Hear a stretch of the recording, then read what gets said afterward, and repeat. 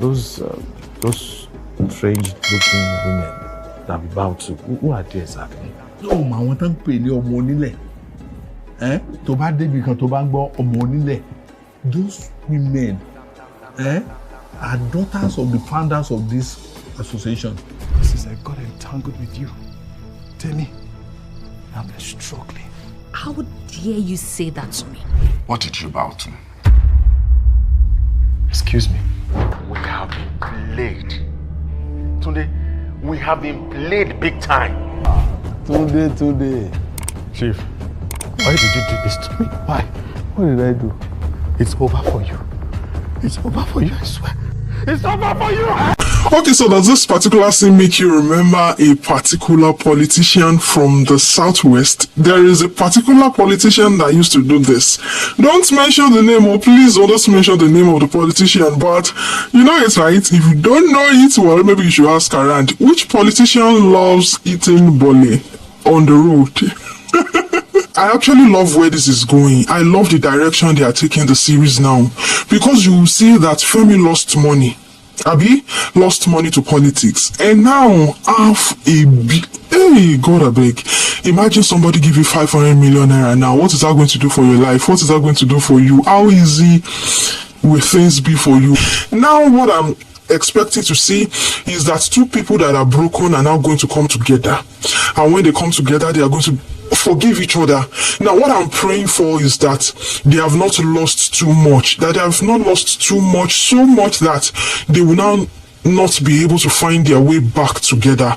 But for now, I'm liking what is happening. You know, there are times that we think that some unfavorable situation or some losses that they are to our disadvantage. But sometimes, if God does not permit those things to happen, we will not retrace our step. Sometimes, if the Lord does not permit some losses, you know, what is money compared to your marriage? And most importantly, what is money compared to your eternity, compared to your relationship with God? So sometimes God is going to let us lose some things to bring our attention back to Him, so that we are going to make our crooked path straight. Imagine that Tunde now becomes the governor, and at the same time imagine that Damilola, she's still keeping her money, and just that marriage is over.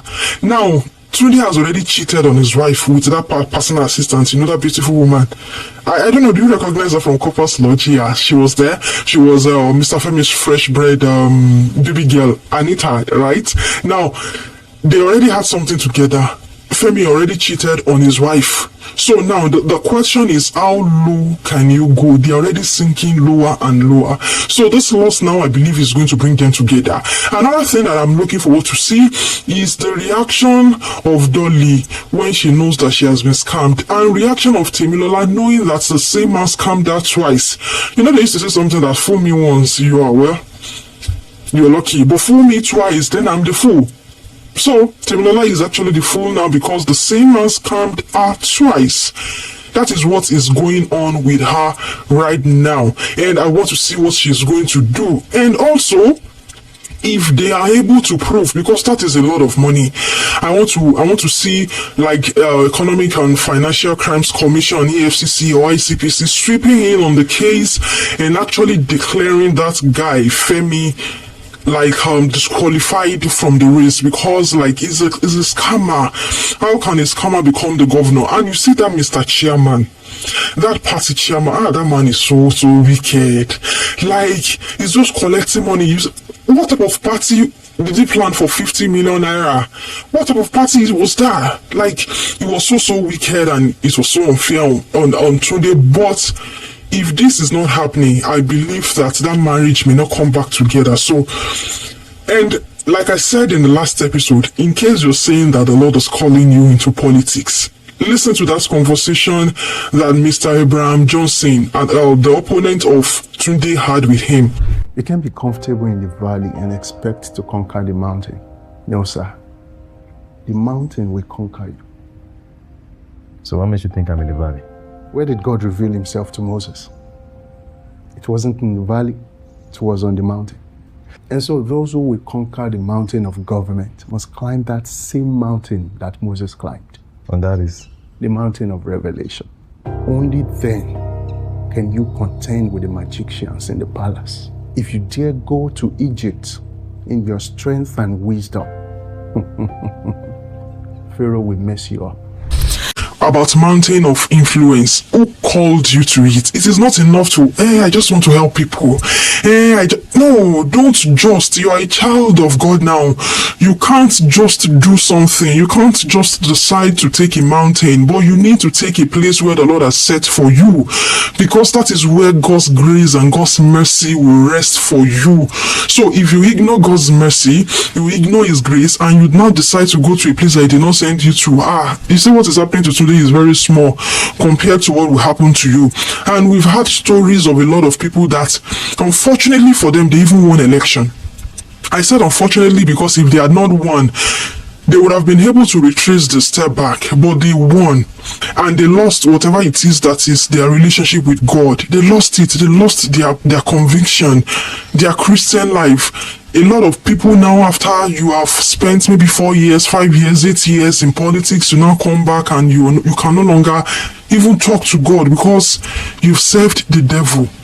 And Tunde had a dad that was even praying for him, like a man that had heart attack, and in the middle of heart attack he still got a vision for him, but Tunde was not listening. His wife hurt him so bad. So to all women, please, I think this is a movie for everybody. But women, we need to see how powerful our influence is. We need to see how much we must not hurt the man that loves us, because the devil could take advantage of them. I am not being a sexist, but I'm saying as a Christian woman that the Lord has called, that the Lord has given a home to, if you're not there, it could be dangerous for the destiny of that man. So what do you think about this powerful scene where Tunde got home drunk and he had this fight with the wife? And the wife was saying, this is not the man I married. And Tunde was saying, only if you had said no. Simple no. I would have been a better person than you. Is this you speaking or your alcohol? When you told the press I was incompetent, was it you speaking on your pride? I mean, watching that part, my hands were on my head. I was just like, God have mercy on me. So that one man would not tell me that I was better before. Now you are in my life and things are actually worse, and I am now worse. Like, I regret marrying you.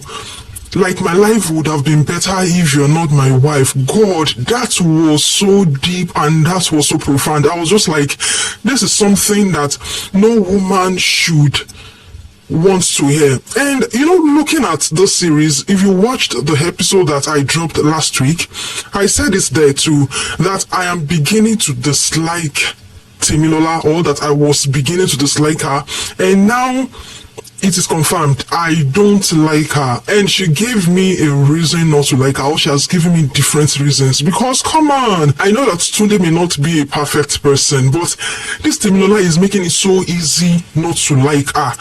As a woman now, you want to support a woman, but in the spirit of fairness and justice, I mean, there is nothing. I don't know about the next episode though. Maybe they will now show us something very, very profound, or something so big that this other guy did, that Tunde did. But for now, I don't like her. I don't even like her. Like, if we are going to be having a team, like maybe it's a competition, I'll be team Tunde. Like, I'll be the chairperson of team Tunde's club, because this wife, she's not a very good person. I know that Tunde was angry. I know that Tunde was sad, but what he actually said, they were right. There are times that couples fight and both of them are right, both of them are wrong. But this one, no, the man was just actually right. That is why I'm supporting him. He was right to feel that way about his wife. And do you agree with me? Do you think that he was actually right too? Okay, so do you know that this is the second time that Femi is going to be scamming Damilola? Like, if you remember in part 1, they were dating. Femi and Damilola were dating, and Femi kept on collecting money from her, scammed her, got him arrested. And now, indirectly, by proxy, Femi is still doing the same thing to her. Do you know, have you seen that it is a pattern, and there is something that I want to pick out from that, and it is the fact that hatred was like a pathway or a loophole that was giving Femi the opportunity to scam her.